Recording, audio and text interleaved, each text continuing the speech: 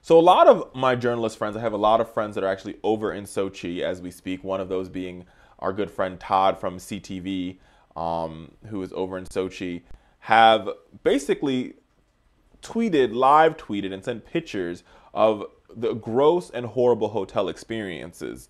And some of them are funny, others are not. Some, the hotels are still in shambles. In other situations, individuals, for example, CNN booked 11 rooms for the Sochi 2014 Olympics and 5 months ago. And only one of those rooms were ready when they arrived.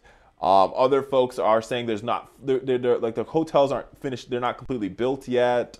It's a very interesting situation, and I feel as though that, I just really, I almost want to question the International Olympic Committee for giving Sochi the bid. Like, do they not think about the resources it takes to create an Olympic Games?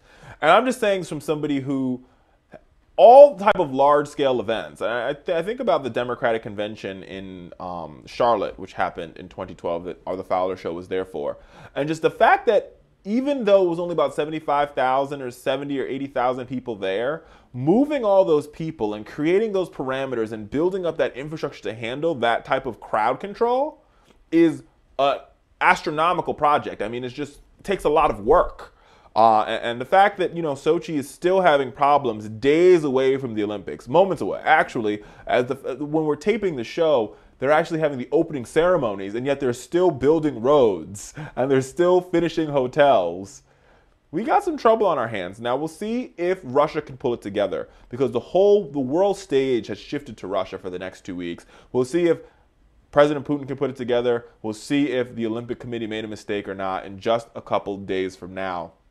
Without that being said, no matter what happens when it comes to infrastructure, you know me here at the Fowler Show. We are big go Team America. Let's win the medal count. Let's bring as many goals back home as possible. Now, I also want to see the U.S. team win the hockey gold, but we'll have to see, and we'll have to wait to see what happens on that one. But no matter what happens, America, one thing that I am more concerned about than anything else is America having the highest number of both golds, but also silver and bronze when we leave the Sochi Games, even though they're beginning just moments from now. But back to this story. I mean, some of these stories are pretty funny. Somebody from CTV, they said the water main broke, and there's no water in their hotel, and it could be a while before they fix it.